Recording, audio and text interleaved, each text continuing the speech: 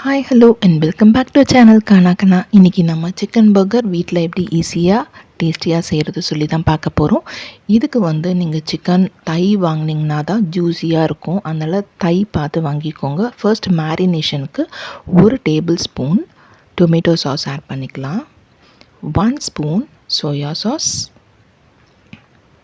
1½ spoon ginger garlic paste, 1 spoon white pepper powder, இந்த chicken குவான்டிட்டிக்கு ஏற்ற அளவுக்கு சால்ட், இன்ஸ்டன்ட் மிக்ஸ் ஆட் பண்ணிக்கோங்க. இந்த இன்ஸ்டன்ட் மிக்ஸ் வந்து தான் நம்மளோட பர்கருக்கு வந்து கேஎஃப்சியோட டேஸ்ட் கொடுக்க போகுது. சிக்கன் கெபாப் மசாலா ஒரு சிக்கன் 65 மசாலா 1 ஸ்பூன் ஆட் பண்ணியிருக்கேன். இப்போ இது எல்லாமே ஒரு நல்ல மிக்ஸ் கொடுத்துட்டு நம்ம மேரினேஷன் பண்ண போகிறோம். இந்த சிக்கன் தை பீசஸ் வந்து போன்லெஸ் பீசஸாக வாங்கியிருக்கோம். இது வந்து நீங்கள் ஷாப்பில் தை பீஸ் வேணும்னு கேட்டு வாங்கிக்கலாம், போன்லெஸ் தை பீஸ் தாங்கணும் கேட்டு வாங்கிக்கலாம், இல்லைனா டெண்டர் கட்ஸில் ஆர்டர் பண்ணி வாங்கிக்கலாம். இது வந்து அட்லீஸ்ட் ஒரு 1 hour ஆச்சு நம்ம மேரினேஷனில் வைக்க போகிறோம். தை பீசஸாக இருந்ததுனா தான் பர்கர் வந்து ஜூஸியாக இருக்கும். அதனால் தை பீசஸாக மட்டும் பார்த்துக்கோங்க. இப்போது நெக்ஸ்ட்டு வந்து நம்ம டஸ்டிங்க்கான பவுடரை ரெடி பண்ணிக்கலாம். 1 கப் வந்து மைதா எடுத்துக்க போகிறேன். 1/4 கப் கார்ன்ஃப்ளவர் சோள மாவு எடுத்துக்க போகிறேன். இதுக்கு தேவையான அளவு baking powder 1 spoon, 1 spoon paprika powder, 3/4 spoon garlic powder, 3/4 spoon onion powder, 1/2 spoon red chilli powder, 1 spoon mixed herbs, 1/4 spoon மஞ்சள் பொடி, 1 ஸ்பூன் ஒயிட் பெப்பர் பவுடர், இந்த மாவுக்கேற்ற அளவு சால்ட்.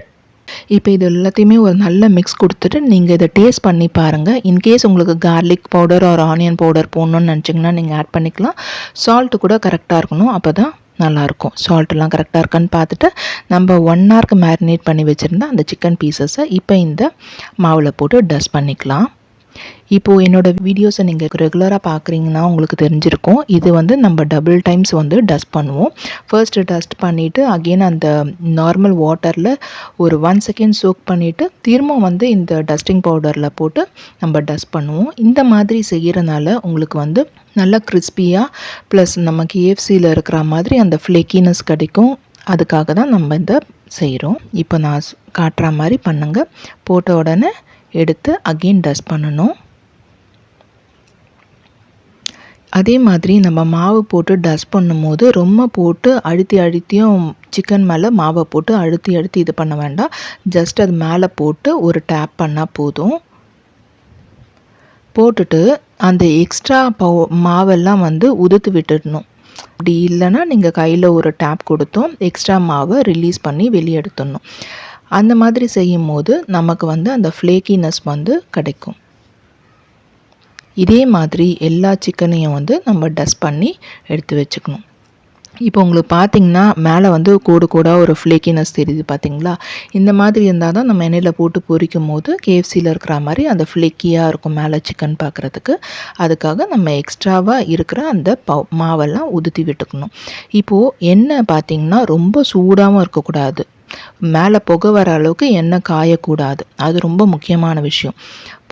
நம்ம ரெடி பண்ணி வச்சுருந்த சிக்கன் பீசஸ்லாம் இந்த மாதிரி ஆட் பண்ணிக்கோங்க. ஆட் பண்ணிவிட்டு இது தை பீஸுன்றதுனால நமக்கு சீக்கிரம் குக் ஆகிடும். அதனால் நீங்கள் மீடியம் ஹைலியே வச்சுக்கோங்க, சிம் பண்ணக்கூடாது. மீடியம் ஹைலியே வச்சுட்டு இந்த பக்கம் ஒரு 2 minutes அந்த பக்கம் ஒரு 2 minutes. இன்கேஸ் உங்களுக்கு டவுட்டாக இருந்துச்சுன்னா அந்த நைஃபை வச்சு கூட ப்ரிக் பண்ணி குக் ஆகிருக்கான்னு செக் பண்ணிக்கலாம். இதே மாதிரி எல்லா சிக்கனையும் நம்ம டீப் ஃப்ரை பண்ணி எடுத்துக்க போகிறோம்.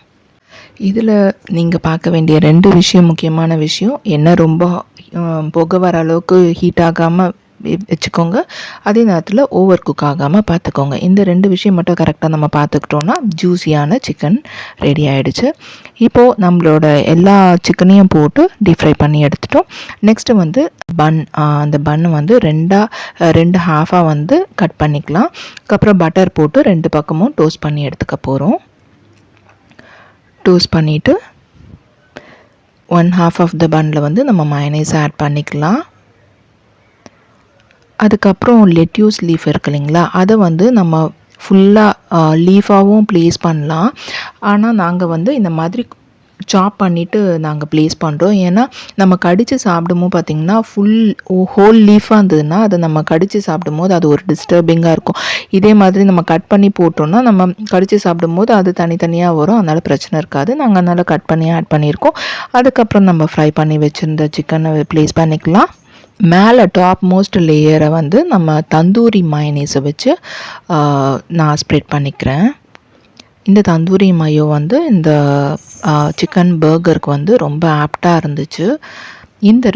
இந்த விஷயம் மட்டுமே போதும். இன்கேஸ் உங்களுக்கு வந்து டொமேட்டோ வேணும், ஆனியன்ஸ் வேணும்னா நீங்கள் அதையும் வந்து ரிங்ஸாக கட் பண்ணி மேலே ஆட் பண்ணி சர்வ் பண்ணலாம். நாங்கள் இதோட க்ளோஸ் பண்ணியாச்சு. இவ்வளோதான், நம்மளுடைய சிக்கன் பர்கர் ரெடி ஆயிடுச்சு. சீஸ் வேணுன்றவங்க சீஸ் கூட ஆட் பண்ணிக்கலாம். சீஸ் ஸ்லைசஸையும் ஆட் பண்ணிக்கலாம். நம்மளுடைய சிக்கன் பர்கர் ஈஸியாக, குவிக்காக, டேஸ்டியாக ரெடி ஆகிடுச்சு.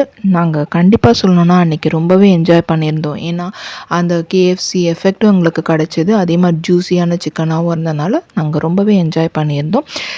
நாங்கள் எக்ஸ்பீரியன்ஸ் பண்ண அதே ஃபீலிங்கும் உங்களுக்கு கிடைக்கணும்னு நினைக்கிறேன்.